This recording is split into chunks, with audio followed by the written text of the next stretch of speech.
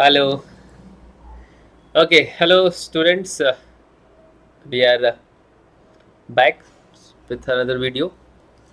Welcome to Tesseract, a channel for physics. So, I'm making this video after a very long time, after a very long break. Anyhow, uh, I'll introduce this channel is for physics. We teach for JEE and NEET aspirants. So here you will find content related to physics for JEE and NEET. So I have already uploaded many videos on units and measurement. In this video, we are going to start with motion in a straight line. Okay. So without any delay, let us start. So the chapter is motion in a straight line.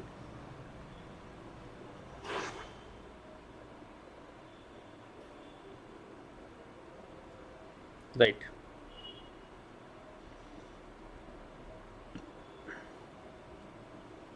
So this chapter comes under kinematics. So physics has been divided into several sections. So one of the section of physics is kinematics, and motion in a straight line comes under kinematics, right? Let me just check once. Fine. Okay, so the thing is that kinematics is a study of motion without knowing the cause. So we have two chapters in 11th which comes under kinematics. One is motion in a straight line, and another is motion in a plane. Fine. So in these chapters we study about motion without knowing the cause. So let me break it to you. The main cause for motion is force. You might be already aware, and we study about force and laws of motion. Fine. So in this chapter, we just analyze the motion based on the given information. You know?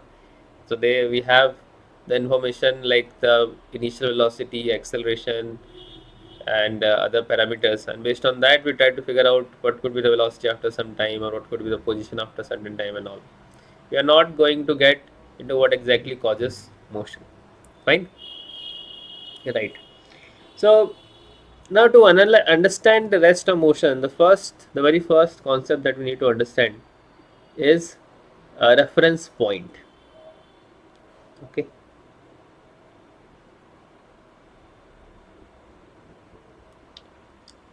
So the first point is a reference point. Now what exactly is a reference point?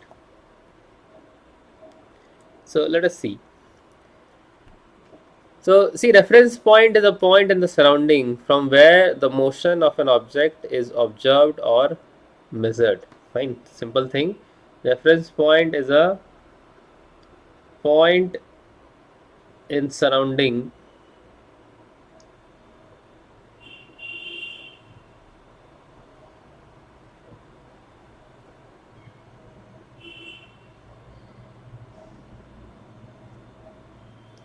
from where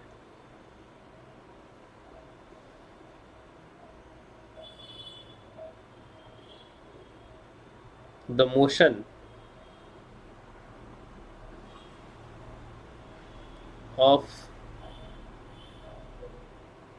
an object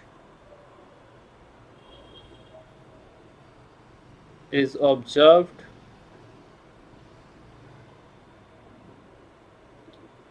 or measured.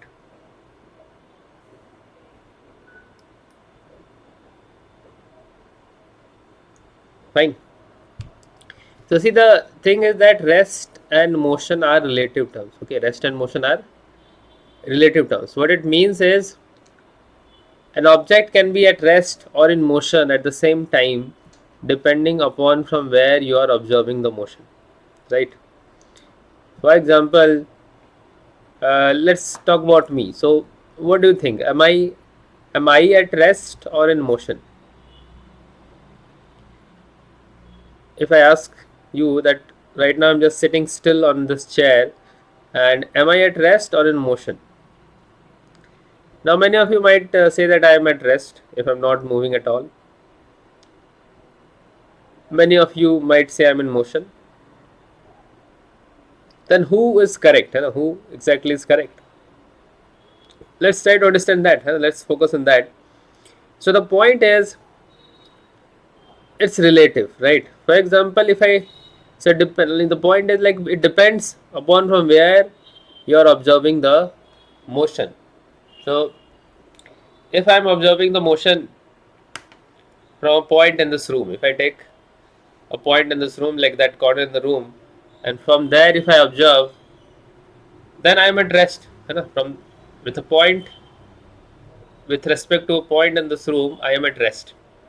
My position is not changing with respect to the point, so because of that, I am at rest.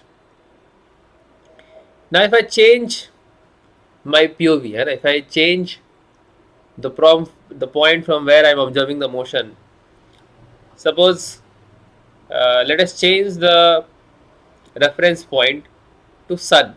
है ना? Suppose if someone is observing my motion from sun, now technically that is not possible. I agree, but the point is like suppose let us take an artificial character like Superman, right? So Superman can go to sun, है ना? So suppose Superman goes to sun, and from there he's observing me, from his very far vision, he's observing me. I wish that is true. Someone observing me from sun, hoping that I'm that important. Okay, anyhow. So the point is, if he's observing from sun, he'll see that Earth is revolving around sun, and I am on Earth.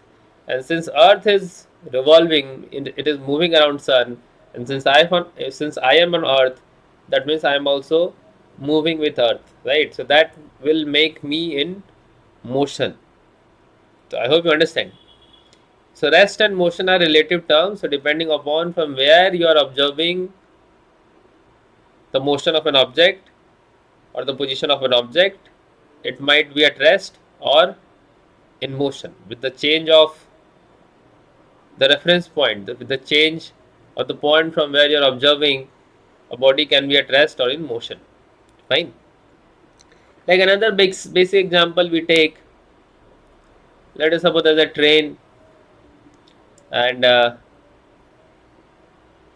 are two person inside the train, A and B, and let us take a third person who is outside the train. He is, let us name this person C, and let us say that C is standing on a platform, right? Now here let us say the train is moving with a constant velocity. The train is moving with a constant velocity. Now let us talk about motion of A, है ना? Now if I ask B whether A is at rest or in motion, है ना? So if B is the observer, if B is observer, then according to him, A will be at rest. Okay. See, the train is in motion. A is sitting just beside B. Position of A is not changing with respect to B. The separation between A and B is not changing. So if B is the observer, he will say that A is at rest. So if B is observer, A is at rest. Right. I hope you are following it. Now, if I change the observer, now suppose if C is the observer, fine. If C is the one who is observing the motion, then according to C, A will be in motion because A is in train, so A is in motion. Okay. So I'm sure by now you're getting some idea that how an object can be at rest or in motion at the same time, depending upon from where you are observing the motion. Fine. So with respect to B, A is at rest because they are sitting near to each other, their positions are not changing with respect to each other. Whereas with respect to with respect to B, A is at rest, whereas with respect to C, A is in motion. As the train is moving, A must also move. Right. So now we have had enough discussion on reference point. Let's move to the next subtopic, that is reference frame. Okay.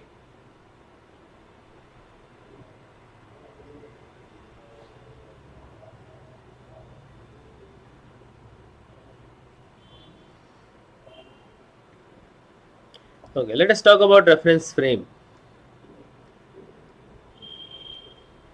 Now, the thing is, if you actually want to quantify the motion of an object, quantify in the sense, if you want to do a little bit more analysis, you want to find the displacement, you want to find distance, you want to find velocity, average velocity, and everything.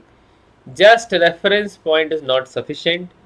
We need a reference frame to properly analyze the motion of an object. Okay.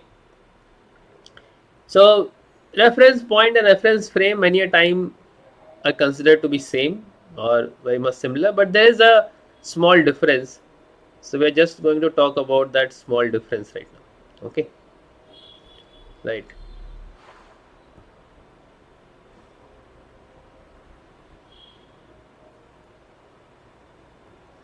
Fine. So suppose if you take the coordinate axis x, y, and z, right? So reference frame is actually combination of three things. It is combination of a reference point. So like if I take the coordinate axis, then the origin, the origin by default becomes the reference point. This is your reference point. Fine. And if I also use a clock, something like this,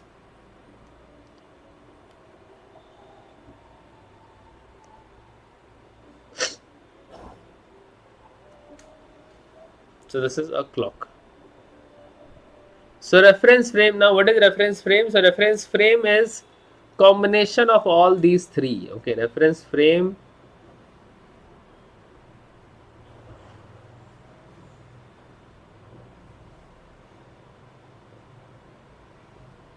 it is combination of reference point,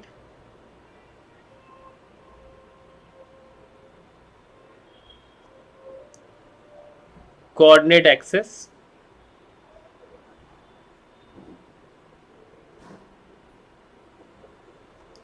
and a clock. Fine. So if you combine reference point, coordinate axis, and a clock, that becomes reference frame. Fine. I hope you are following. Reference frame is simply combination of reference point, coordinate axis, and a clock, because we need a reference point as well as a coordinate axis to find the position or displacement. And if we need velocity, like average velocity is change in position by change in time, so we also need a track of time. So we also need a clock to properly quantify the motion of an object. Fine. But in general, while solving problems, reference point and reference frame are taken in the same sense. Like if I say that let us observe the motion in the reference frame of A, that means A is the reference point. Or if I say let us observe the motion in reference frame of B, that will mean that B is the what can I say, reference point. Simple thing, right? Let's move to the next point. Now let's talk about few things which again very simple things which you might be already aware. So in general, physical quantities hai na? In general, if I talk about physical quantities,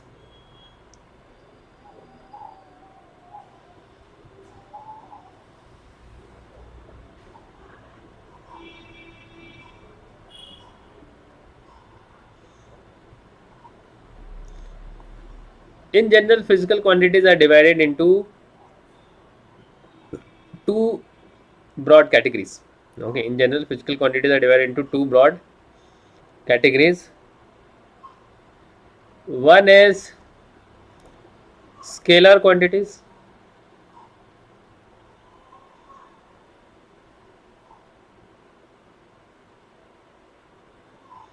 and another is vector quantities.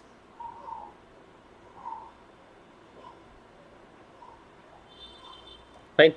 So in general, physical quantities can be divided into two broad categories. One is scalar quantities, another is vector quantities. Fine. So I'm sure you must be having a rough idea that, see, scalar quantities are the physical quantities for whose complete description just magnitude is sufficient. Okay. So for describing scalar quantities, just magnitude is sufficient. Fine. Or you can say that just magnitude for scalar quantity. The direction does not make sense for scalar quantities, or direction is not required. Whereas for complete or proper description of vector quantities, both magnitude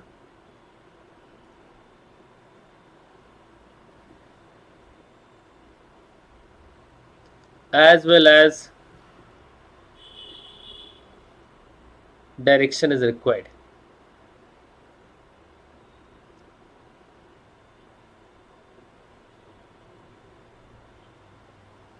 Fine.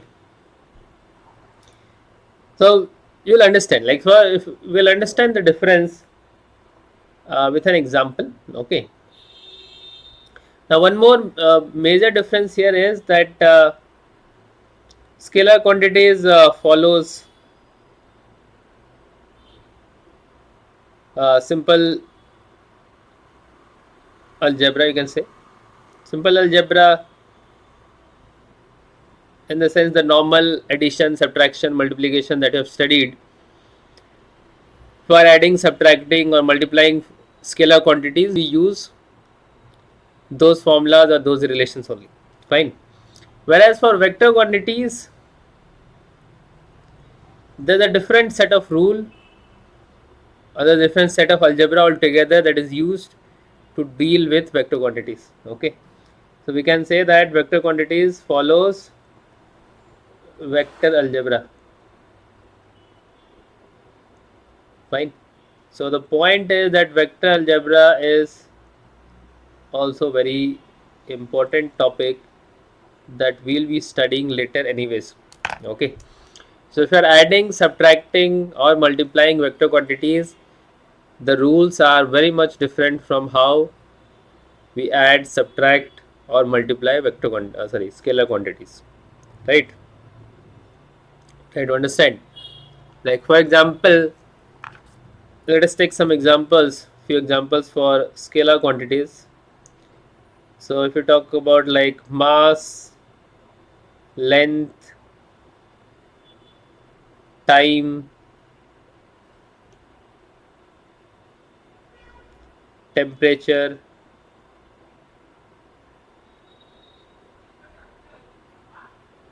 what else? Electric current,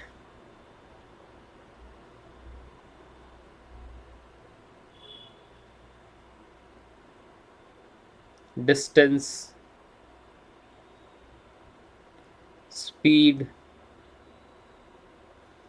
work, energy, potential, or electric potential, you can call it, etc. Fine. So all these are scalar quantities. Scalar quantities in the sense, for their complete description, just mass is sorry, just magnitude is sufficient. We don't need to give any direction. We don't need to specify any direction to describe them. Okay, just magnitude is sufficient to fully describe their properties. Okay. Now, if I talk about vector quantities, for vector quantities, just magnitude is not sufficient. We need both magnitude as well as direction. So, example, if we see, we have, we'll start with the basic ones. Position is a vector quantity. Displacement,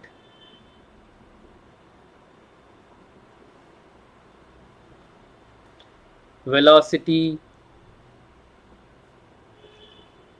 acceleration, what else? Position, displacement, velocity, acceleration, force, torque, angular velocity, or the electric field. Next, if you see electric field, magnetic field,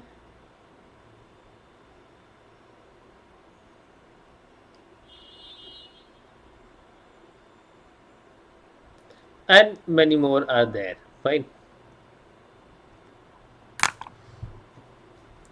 So what happens is, for the complete description of vector quantities, both magnitude as well as direction is required. है ना? If we have a little bit of discussion here, like for example, if I talk about position, okay.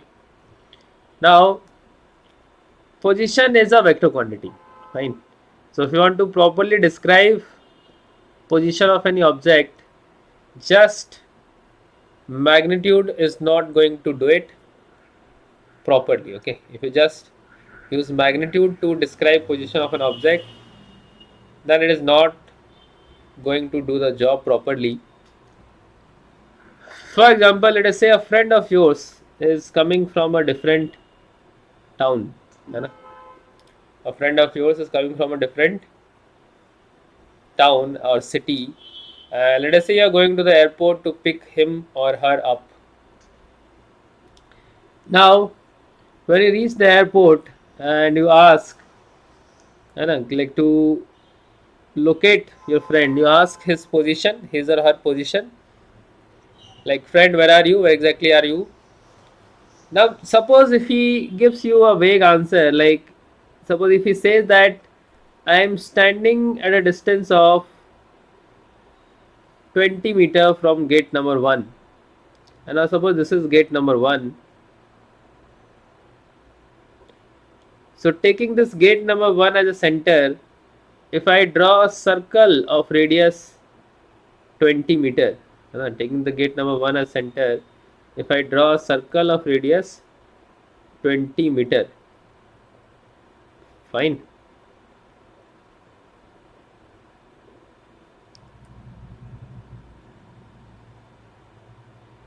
Then that person can be anywhere on this circle. If he simply says that I'm standing at a distance of 20 meter from the center of the circle, then that person, your friend, can be anywhere on this circle. Now it will be very difficult to locate. You have to move around the circle to exactly find where he is, right?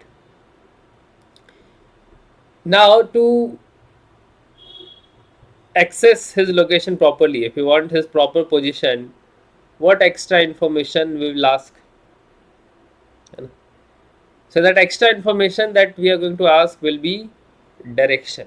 You can ask for direction, like where exactly from gate number 1? Are you standing in front of the gate, behind the gate, left side, right side, something like that? So he has to give some direction as well. So suppose if he says that I am standing at a distance of 20 meter in front of the gate. So suppose if this is the front direction, this is the back direction of the gate, then you know that that person is exactly at a distance of 20 meter in front of the gate. You can go there and your friend will be there, right?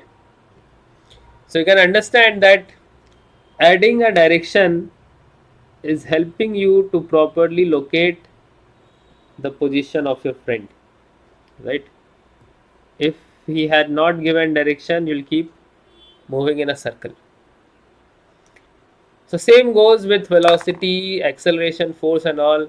If you want someone to apply some force on an object, you have to specify direction also, because if you do not specify direction, where the object will go, where in which direction the object is going to start accelerating, will have no idea, right? So for describing these quantities, for properly describing these quantities,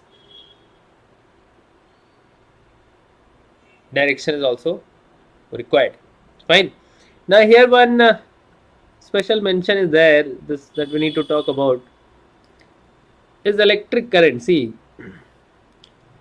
electric current has direction, but still we consider it as scalar quantity. Okay, electric current has direction, but we still consider it as scalar quantity. But because the thing is that if it is a vector quantity, then it also has to follow vector algebra. Fine. Normal algebra is not applicable for vectors. But when we deal with currents, we use normal algebra only. Like suppose we have a junction here, the current in this branch is 2 ampere and current in this branch is 3 ampere. So current in this branch will be 2 plus 3, that is 5 ampere. Fine. So if you are adding 2 ampere and 3 ampere, current is simply 5 ampere, which is simply the scalar sum of these values, right? But in vectors, what happens if you are adding two vectors of magnitude 2 and 3?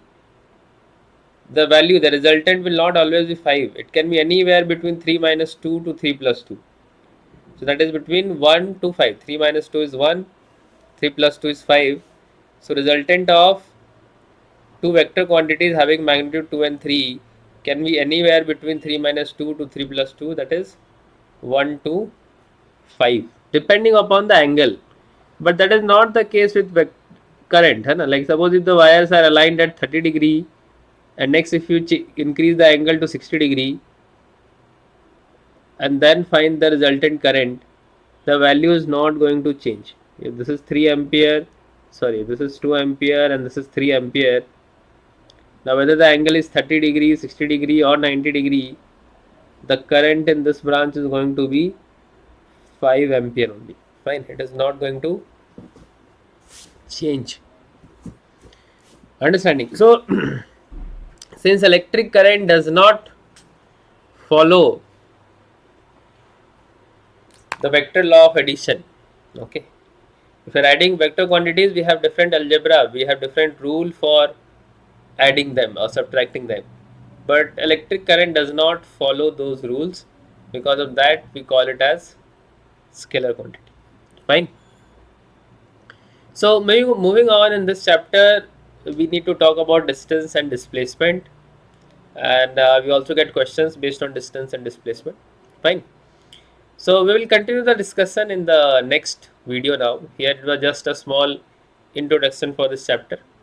We have lots to study here, just the beginning, just we have just started, right? We need to see distance, displacement, we need to see some problems based on that. Then we need to see average speed, average velocity. Then we also need to see equations of motion, then motion under gravity. Then we need to see if the object is moving with variable acceleration, then how to deal with the problem. If it is moving with constant acceleration, how to deal. And then we have to also study different types of graph: position time graph, velocity time graph, displacement time graph, acceleration time graph, and other miscellaneous graphs as well, right? Fine. So we are going to continue this in the next video, so stay tuned for that, right? Okay, students, I hope okay, students, I hope you enjoyed the session. So we are going to continue this in the next class, right? Fine. Thank you.